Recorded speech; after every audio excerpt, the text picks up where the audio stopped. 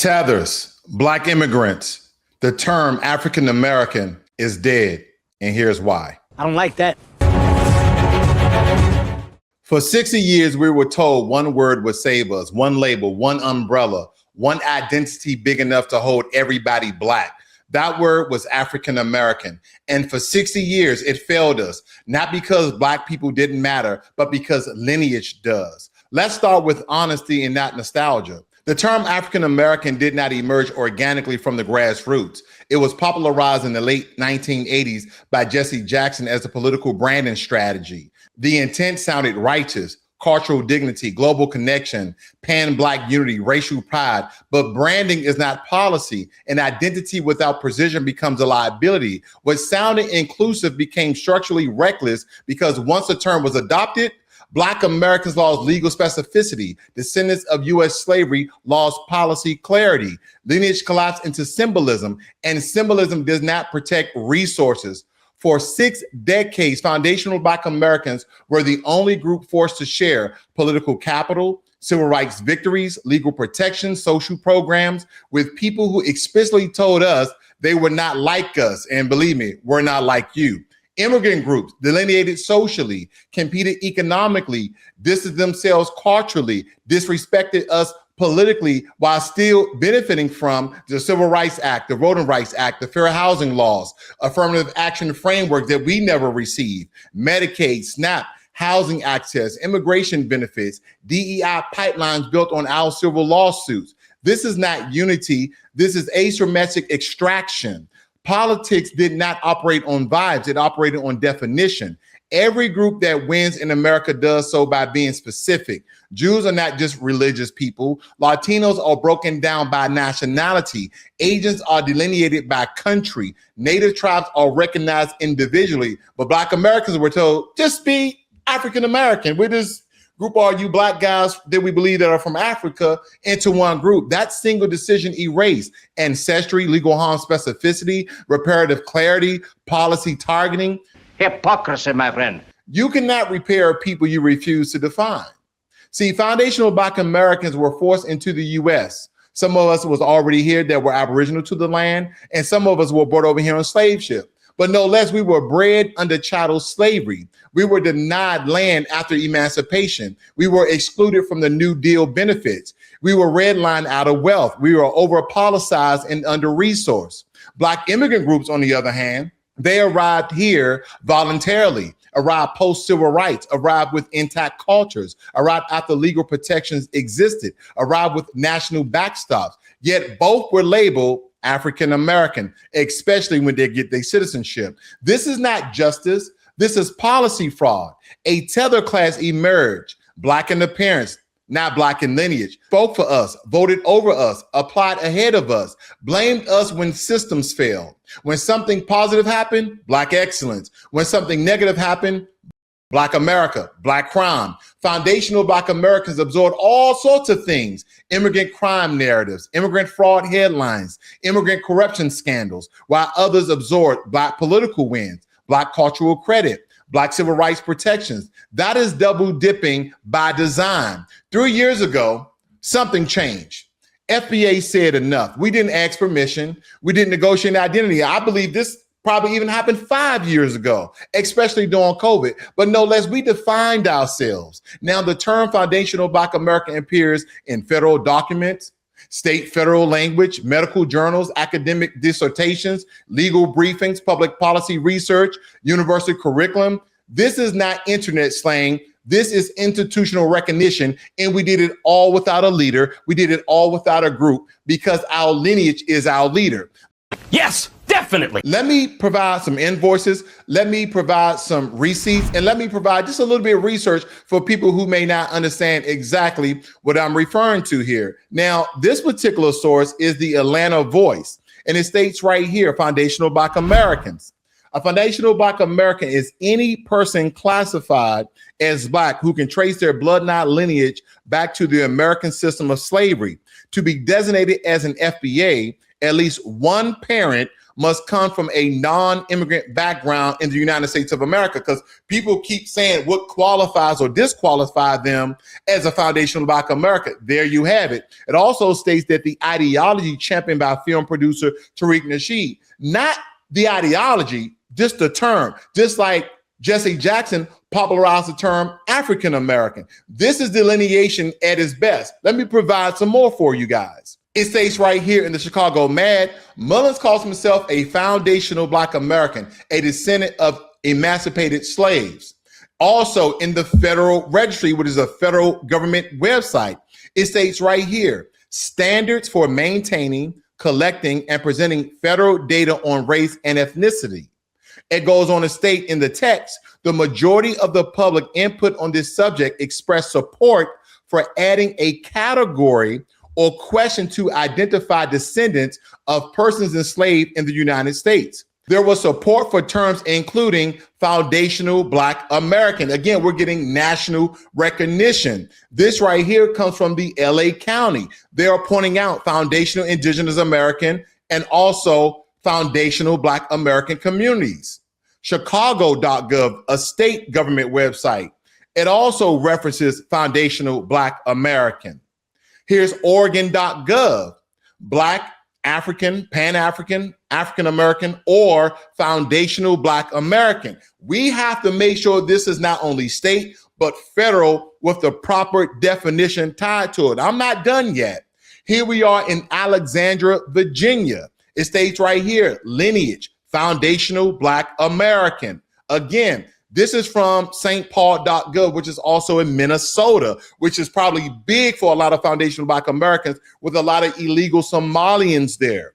It states here, a majority of commission members must be ADOCS, okay, we all know what that means, and also foundational Black Americans, meaning that these groups of people are descendants of enslaved Black Americans right here in the United States. One more.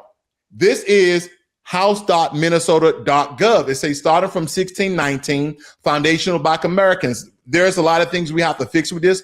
We have to make sure that date stays back from 1526. But let me carry on.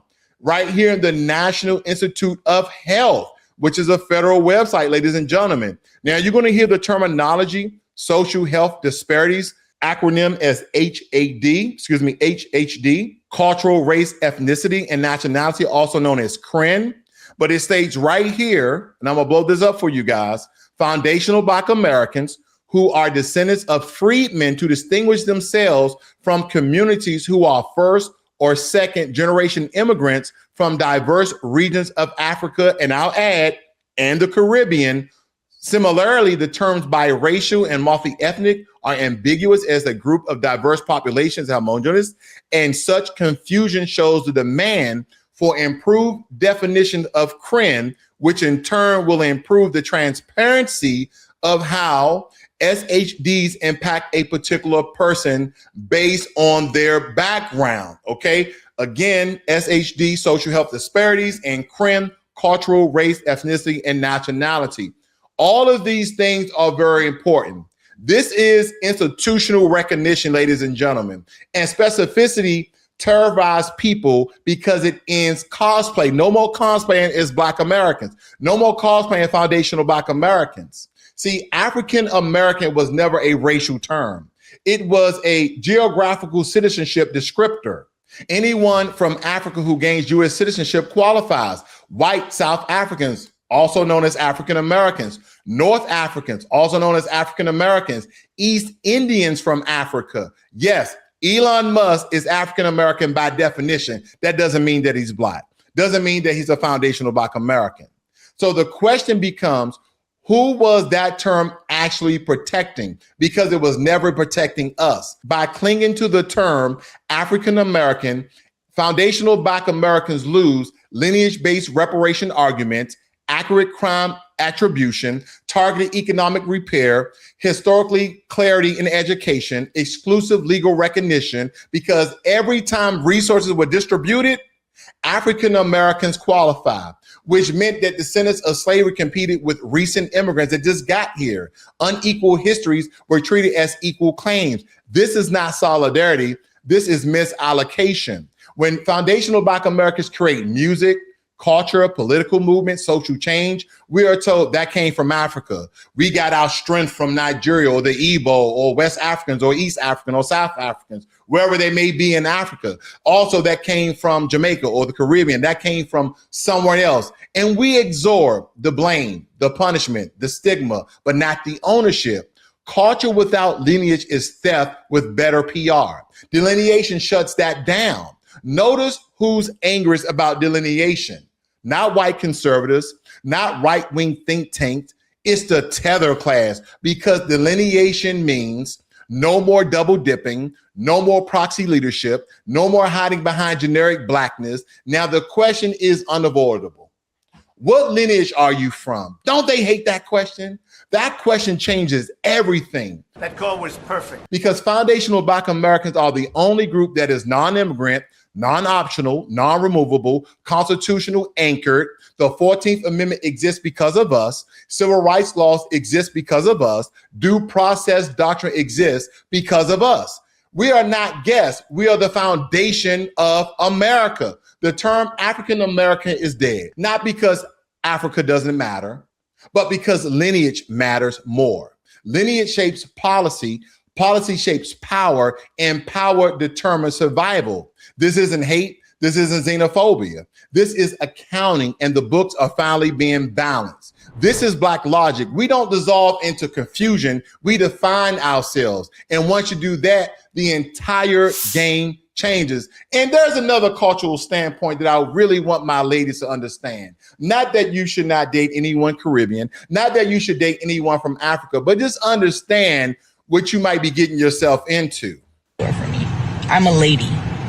No, I get that, but you're already standing there now. It's not like I can, you know, I can, but you're there. So I'm just saying, since you're there, I've already opened it. Just get in. I don't touch doors, so come, open the door for me. I drove 30 minutes to get here, and I'm here. I turned on the heater, everything. Even the date we're going on is me that we pay. You see, I will pay and I'll bring you back. So the least you can do is come and sit down. I'm offering you free seats. No. I'm not getting in the car. What kind of...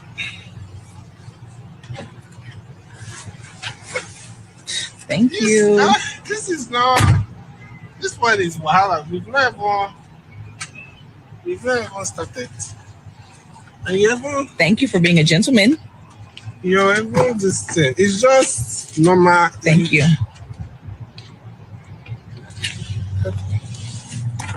Why are you like... I'm ready now. You know what? Don't worry. Come out. Are you serious? No, just come out, because I don't think this... No. Come. Just come out first. Are you serious right now? No, come. I want to show you something. Okay. I want to show you something. I'm very confused. How I drove to this place. I came to pick you up. You could have met me there. I will also pay for the date. This place we are going, minimum $200 that I will spend. And I have to beg you to get in the car. It's not like I can't open. All I was asking is that you just open the door. It's not that I can't open door. It's just that you already standing. I opened the door twice. Don't worry. Sometimes. I'm not going to even dissect the look that he gave her while she was sitting inside the car, the point that he pointed out how much he was going to pay. The only thing that I'm going to tell my beautiful foundational Black American sisters, if you're going to date them, good luck. Hey.